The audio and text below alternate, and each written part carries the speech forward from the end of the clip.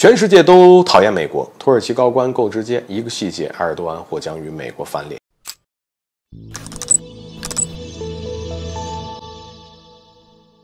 大家好，欢迎来到赵太观察室。全世界都讨厌美国这句话无疑说出了各国的心声。而根据媒体的报道，土耳其内政部长索伊卢在与本国青年代表会晤时直白表示，当前美国正在失去全球信誉，现在全世界都讨厌美国。除此之外呢，这个索伊卢呢还进一步指出欧洲只是美国的棋子儿，欧洲领导人已经声名狼藉，西方不配拥有真正的主权。不得不说，这位土耳其高官说的话够直接。要知道，中国有句古话叫打人不打脸，但他的言论等于公开打了美国的脸面，打了整个西方的脸啊！坦白讲，这番话听起来很震撼，也足以看出土耳其对美国有着诸多不满。因此，当土耳其内政部长的言论在国际上发酵之后，就有分析说了，这表明了土耳其与美国之间的关系仍然持续紧张，所以土耳其政府对美国的批评才会越加严厉。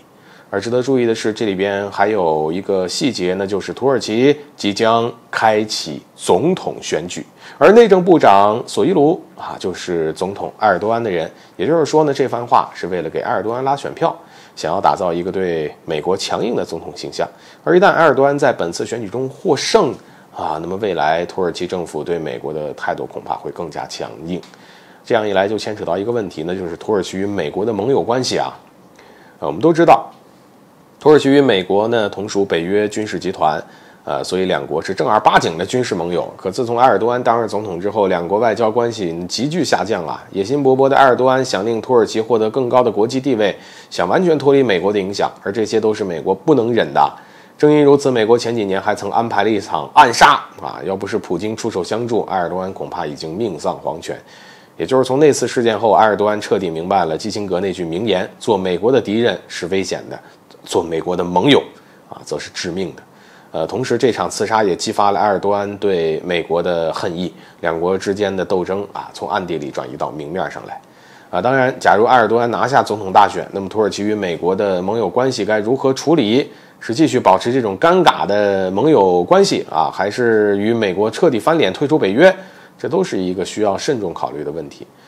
北约的盟国身份对土耳其而言有利也有弊。有了这个身份呢，按照北约的盟规，任何胆敢攻击土耳其的国家或势力将自动触发集体反击条例，等同于攻击整个北约。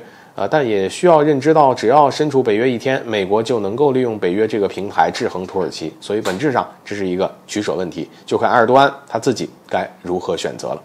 好了，本期节目就到这里，欢迎点赞转发，留下你的精彩评论。